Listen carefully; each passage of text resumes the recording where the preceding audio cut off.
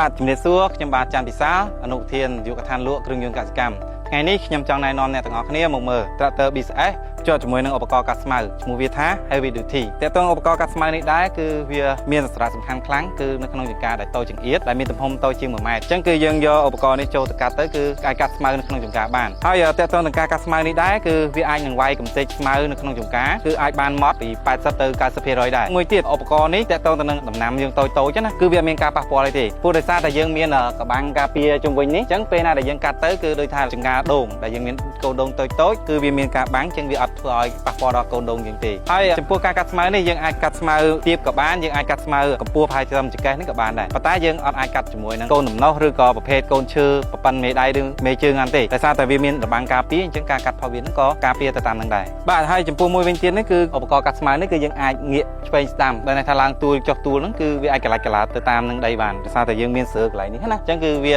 អាចធ្វើការនៅមិនថាដីស្មៅឬក៏ដីដែលមានទួលឬចំណោតហ្នឹងគឺវាអាចកាត់បានស្អាតទាំងអស់តើតើនឹង Tractor BCS និងឧបករណ៍នេះគឺជាផលិតផលរបស់ប្រទេសអ៊ីតាលីដែលនាំចូលផ្ដាច់មុខដោយក្រុមហ៊ុនអង្គរក្រៀនជាចុងក្រោយបើសិនជាមានចំណារអារម្មណ៍អាចតាក់ទងមកក្រុមហ៊ុនអង្គរក្រៀនផ្ទាល់ឬក៏ Page អង្គរក្រៀន Machinery និងតាមរយៈលេខទូរស័ព្ទក្រុមការងាររបស់យើងបាទសូមអរគុណ